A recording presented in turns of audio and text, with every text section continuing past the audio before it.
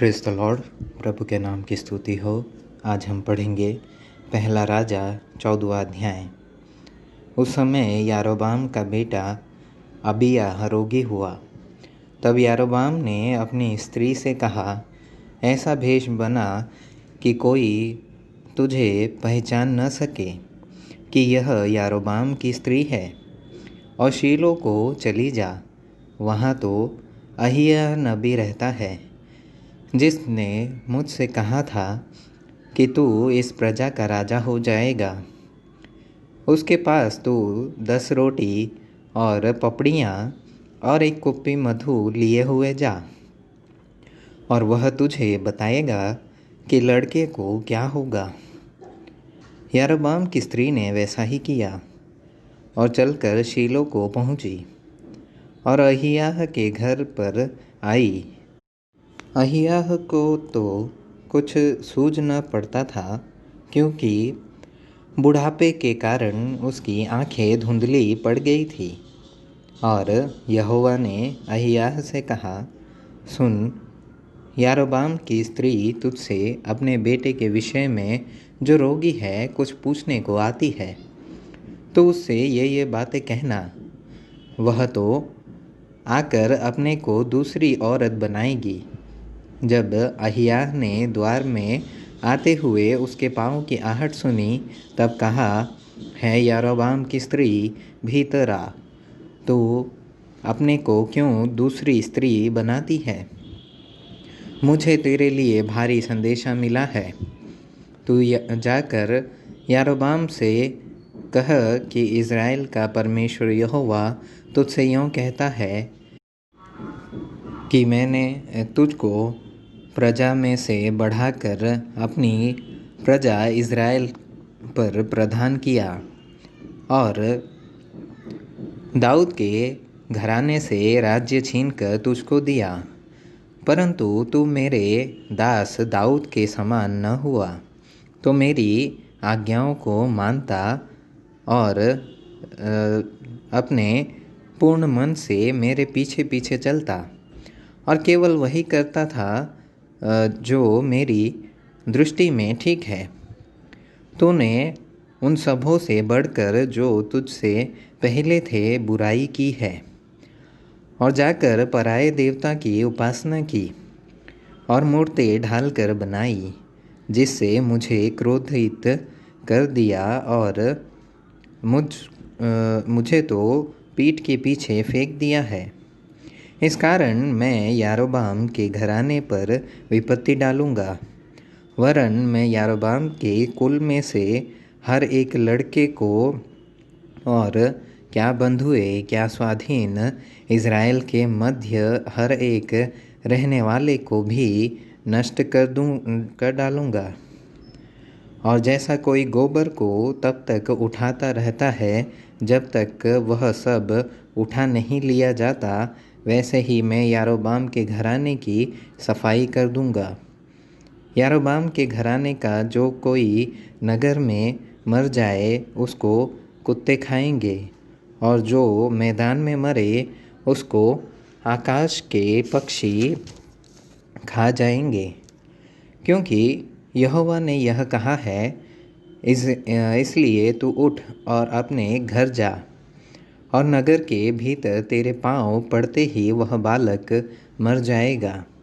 उसे तो समस्त इज़राइली छाती पीट कर मिट्टी देंगे। यारोबाम के संतानों में से केवल उसी को कब्र मिलेगी, क्योंकि यारोबाम के घराने में से उसी में कुछ पाया जाता है जो यहोवा इज़राइल के प्रभु की दृष्टि में भला है। फिर यहोवा इज़राइल के लिए एक ऐसा राजा खड़ा करेगा जो उसी दिन यारोबाम के घराने को नाश कर डालेगा। परंतु कब?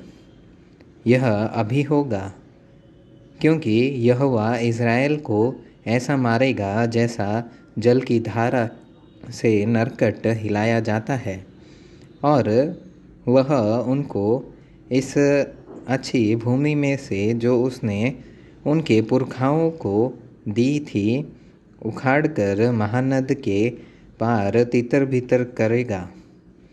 क्योंकि उन्होंने असेरा नाम मूर्तें अपने लिए बनाकर यहोवा को क्रोध दिलाया है। और उन पापों के कारण जो यारोबाम ने किए और इज़राइल के से कराए थे, यहोवा इज़राइल को त्याग देगा। तब यारोबाम की स्त्री विदा होकर चली और तिर्जा को आई, और वह भवन की डेवढ़ी पर जैसे ही पहुँची कि वह बालक मर गया। तब यहोवा के वचन के अनुसार जो उसने अपने दास अहिय्याह नबी से कहलाया था, समस्त इज़राइल ने उसको मिट्टी देकर उसके लिए शोक मनाया। यारोबाम के और काम अर्थात उसने कैसा कैसा युद्ध किया और कैसा राज्य किया, यह सब इज़राइल के राजाओं के इतिहास की पुस्तक में लिखा है। यारोबाम 22 वर्ष तक राज्य करके अपने पुरखाओं के साथ सो गया, और नादाब नाम उसका पुत्र उसके स्थान पर राजा हुआ। और सुलेमान का पुत्र रहूबियाम यहूदा में राज्य करने लगा। रहूबियाम 41 वर्ष का होकर राज्य करने लगा, और यरूशलेम, जिसको यहोवा ने सारे इज़राइली गोत्रों में से अपना नाम रखने के लिए चुन लिया था, उस नगर में वह 17 वर्ष तक राज्य करता रहा। और उसको माता का नाम नामा था, जो अम्मोनी स्त्री थी। और यहूदी लोग वह करने लगे जो यहोवा की दृष्टि में बुरा है, और अपने पुरखाओं से भी अधिक पाप करके उसकी जलन भड़काई। उन्होंने तो सब ऊंचे टीलों पर और सब हरे वृक्षों के तले ऊंचे स्थान और लाठे और असेरा नाम मूर्तें बना ली, और उनके देश में पुरुषगामी भी थे।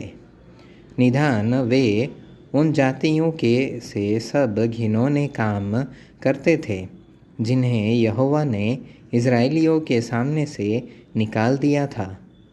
राजा रहूबियाम के 5वें वर्ष में मिस्र का राजा शिशक यरूशलेम पर चढ़ाई करके यहोवा के भवन की अनमोल वस्तुएं और राजभवन की अनमोल वस्तुएं सब की सब उठा ले गया। और सोने की जो ढालें सुलेमान ने बनाई थी, सबको वह ले गया। इसलिए राजा रहूबियाम ने उनके बदले पीतल की ढालें बनवाई और उन्हें पहरुओं के प्रधानों के हाथ सौंप दिया, जो राजभवन के द्वार की रखवाली करते थे। और जब जब राजा यहोवा के भवन में जाता था, तब तब पहरुए उन्हें उठा ले चलते और फिर अपनी कोठरी में लौटा कर रख देते थे। रहूबियाम के और सब काम जो उसने किए, वह क्या यहूदा के राजाओं के इतिहास की पुस्तक में नहीं लिखे हैं?